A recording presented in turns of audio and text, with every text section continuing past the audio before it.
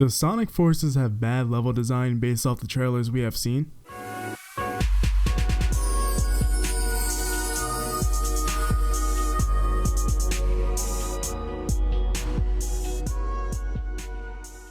Before we kick this video off, I want to say thank you guys for almost 1.5k subscribers. It's truly been a blessing, and I thank all of you. Now let's hop right into this. So as you may know, we've gotten quite a few trailers for Sonic Forces, and we've gotten gameplay footage. And the fanbase has been extremely split on Sonic Forces. Many are very cautiously optimistic, and some are excited, and even some just flat out don't like the game and it doesn't impress them whatsoever. And I definitely think fans from each side of this spectrum have valid points from each view. And one common thing from either side of the spectrum, whether good or bad, has been the talk of level design. But first, before we talk about Force's specific level design, let's talk about what makes a Sonic level a Sonic level. First off, it needs to cater to Sonic's speed, obviously. Second, it needs to be original and not uninspired. And third, probably the most important to me personally, is it doesn't need to be so narrow and linear. And if it is going to be linear, at least fill that linear hallway with interesting mechanics going on within the linear path, so that way it won't feel like you're just running down a hallway, which has felt like that a few times throughout the Sonic series. And honestly, there's even more factors that go into this. I think those three are just some of the three important factors in a level design for a video game. Now here, let's take a look at the level design for Sonic Forces, specifically Sunset Heights. So right off the bat, we can definitely see this is pretty much the first stage of the game. And obviously the very first start of the section, of course, is going to be pretty linear. There's not going to be too much, because apparently this is pretty much the first section of the game and the first stage. And I will definitely say this section that we're looking at right here is, I'll say, where we'll start to get into the meat and potatoes of this level. And as you see Sonic go over on this boost pad and jump over to the second section of the stage, this is where you think that there would be multiple paths happening, but instead, sooner or later, it transitions to 2D. Honestly, it's not that big of a deal to me that modern Sonic still has 2D and, you know, plays in 2D. It's not that big of a deal to me, but these 2D sections look a little meh, but at the same time, this is the very first level of this stage. So many other fans didn't really have too much of a problem with this, since it pretty much is the first level of the game. But let's look at the stuff later on. But before we hop into that, let's see if it meet any of the criteria that I listed earlier. The first one was if it caters to Sonic's speed, and I think this stage specifically caters to Sonic's speed. And you can definitely speedrun this easily. I've seen it already. The second one was if it's original and it's not just a bunch of blocks and it actually looks good and fun to play through. And I'd say yes, Sunset Heights is a pretty new and original stage. There's not anything much like it. The closest to it is probably Rooftop Run in terms of aesthetic, but that's most likely not going to be in this game whatsoever, so I give it a pass. And last but not least, versatility within the stage design. And honestly, since this is like the first level and it doesn't really have any multiple paths till you get to the 2D section, and the 2D section only looks like it has 2 or maybe 3 paths, but it mostly looks like there's only 2 paths, and it's not that complex. And it's also, like I said, since the first level, still I have to go by facts and give it a no. So Sunset Heights managed to actually get 2 out of 3 checks, but it got X for the last one, versatility. And honestly, that's not too bad. I would consider this good level design from what we've seen. Remember, I'm also basing this off of what we've seen, not from what we've played. So I want you guys to keep that in mind. Boom, tag team stage. The more and more I look back onto this tag team stage, the more and more I kind of start to see through it. At first, I was extremely hyped for this, and I'm still pretty much hyped for the whole tag team thing, but this stage in particular actually kind of got me a little disappointed the more and more I looked at it. At first, it looked pretty amazing, and we were like, oh, an all 3D stage. And I also realized that this specific demo of this stage starts halfway through, and then you see him do the double boost. I'm not going to do any cuts because there's not really too much to cut here. So but after you do the double boost, you don't even apparently have to touch the controller. This is all automated and goes by itself. So after that, they go straight up into the pyramid. We skip the diving session because not much interesting happens there.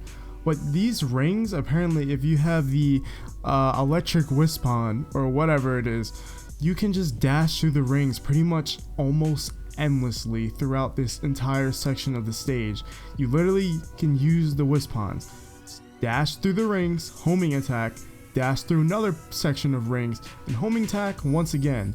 And with this one we're seeing right now, you could pretty much literally use this boost jump throughout the whole stage and skip pretty much this whole section, because there is a top part of this section or this stage. There's a top section on a higher pathway, and that was honestly cool, but that was another just long hallway that we've seen. And honestly, this is another issue I have with it. They just drop enemies in front of you to only do nothing.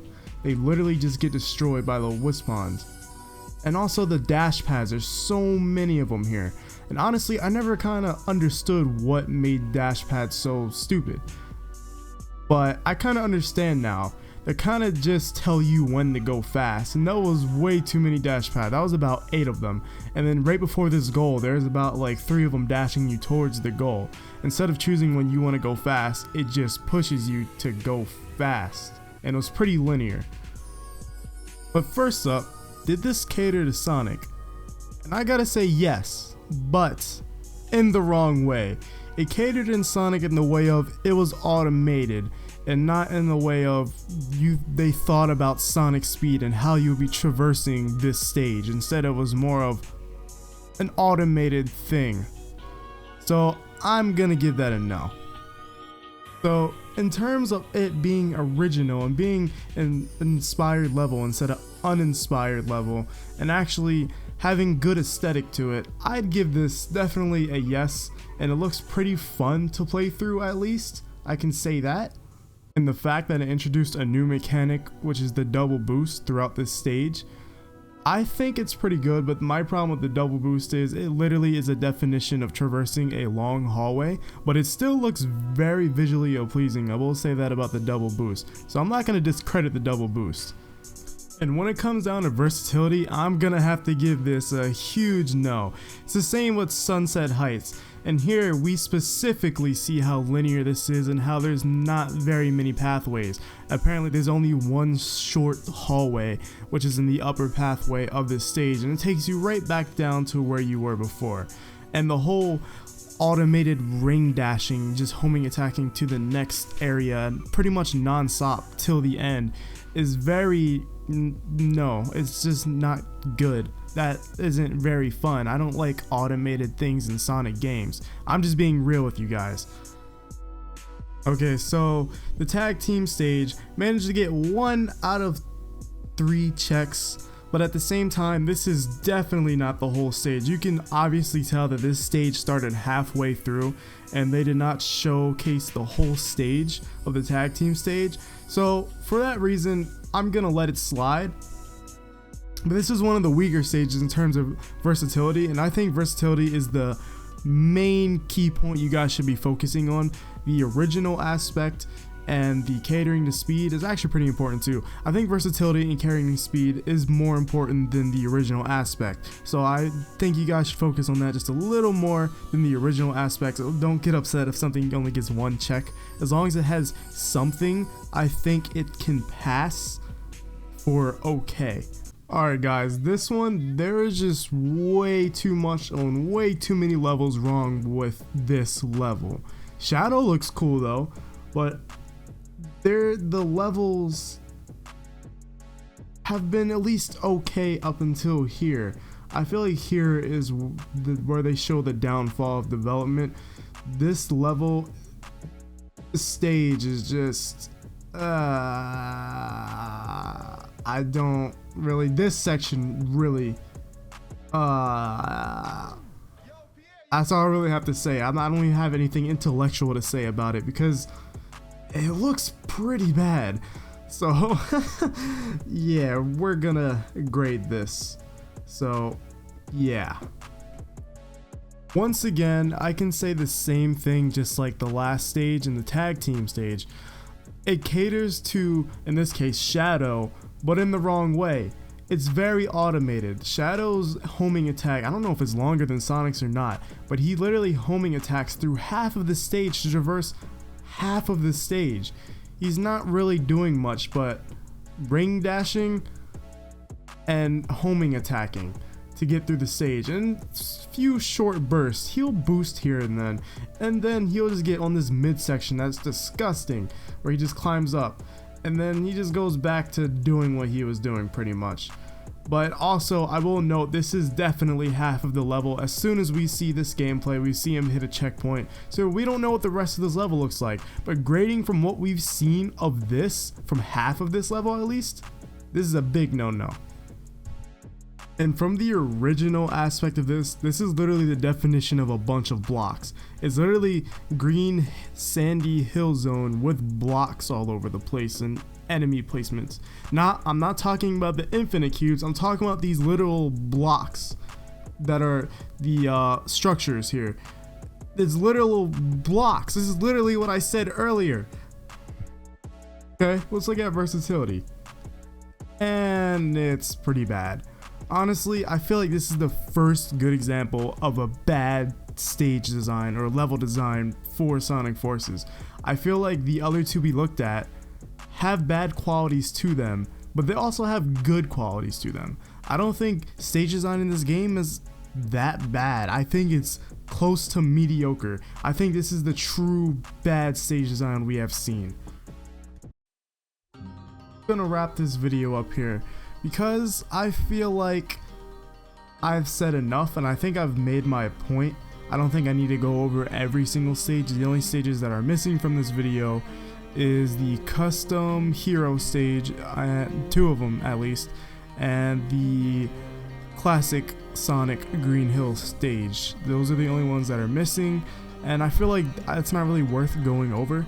At least the classic Sonic one, at least maybe the custom, but I feel like I wanted to focus mostly on modern Sonic, because I feel like modern Sonic is the main point of Sonic games.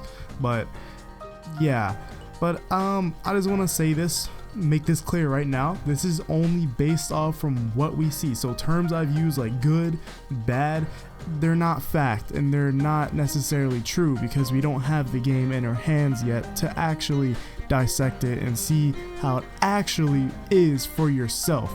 But just based off the looks, I'm grading this just off of the looks of the level design. So I just want to make that clear, so just in case anybody gets upset and starts typing on their keyboard very loudly in my comment section of this video.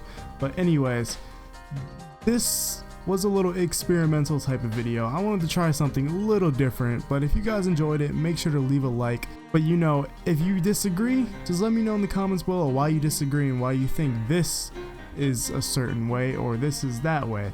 But anyways, if you guys enjoyed, I said this already, hit that like button and subscribe if you want some more, and I'll see you guys in the next one.